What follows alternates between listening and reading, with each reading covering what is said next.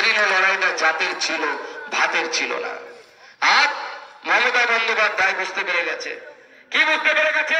একদিকে দাঙ্গা করিয়ে দাও, দাঙ্গা করলে ডবল ডবল লাভ, ডবল ডবল চাকরি দিব বলেছেন, চাকরি তো দিতে পারবেন, ডবল ডবল লাভ। কিসের লাভ হচ্ছে? সে লাভ একদিকে 26,000 চাকরি হারা, দৃষ্টিটা অন্যদিকে ঘুরে গেল। আর তার সাথে সাথে কি লাভ হলো? মমতা বন্দ্যোপাধ্যায় জানে হিন্দুদের যতই ঘাটাঘাটি মারো, 1000 টাকা থেকে 500 টাকা বাড়িয়ে দেবো, আরেকটু বাড়িয়ে দেবো লক্ষ্মীর ভান্ডার, হিন্দুরা মুখ বুঝে সহ্য করে নেবে। কিন্তু মনে রাখবেন, ওই মহিলারা যারা আমার সাথে কলকাতা গেছিল, 8টা পরিবারের মানুষ, বেশিরভাগ মহিলা ছিলেন, তারা সবাই লক্ষ্মীর ভান্ডার পেত।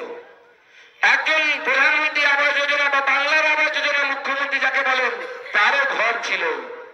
এখন আর ঘর নেই, লক্ষ্মীর ভান্ডারের টাকাও নেই, রাতের অন্ধকারে সব পুড়িয়ে দেওয়া হয়েছে। কারণ লড়াইটা তখনও ভাতের ছিল না, আজও নেই। লড়াইটা জাতের লড়াই। হিন্দু বলে তাদের বাড়ি পুড়িয়ে দেওয়া হয়েছে, হিন্দু বলে তাদের জীবন ওষ্ঠাগত করে দেওয়া হয়েছে। মুখের উপরে বলেছে ওই মহিলাদের কাছে গিয়ে, তারা বলেছে আমরা দিদির দলের সমর্থক, আমরা তৃণমূল করি। ওই যতই তৃণমূল কর, হিন্দু না তোরা? হিন্দু জন্ম যখন জন্মগ্রহণ হয়েছে, তোদের মার খেতে হবে, মরতে হবে। বলেছে তোদের স্বামীদেরকে ছেড়ে দে, এখনই কপিয়ে গলা কেটে নদীর জলে ভাসিয়ে দিচ্ছি, চল তোরা আমাদের সাথে চল, আমাদের সাথে নিকা করবি, নামাজ পড়বি, রমজান মাসে উপবাস রাখবি, তোরা আমাদের সাথে ধর্মান্তরিত হবে। মুখের উপরে গিয়ে বলেছে।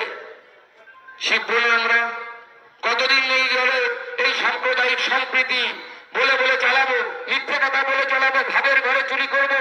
সেই সময় চলে গেছে। সমস্ত পশ্চিমবঙ্গের হিন্দু সমাজকে আমি আহ্বান জানাচ্ছি, আসুন লড়াই করি। আমরা পীর হিন্দুর অঞ্চল, আমরা লড়াই করে এর বিরুদ্ধে সত্যিকারের লড়াই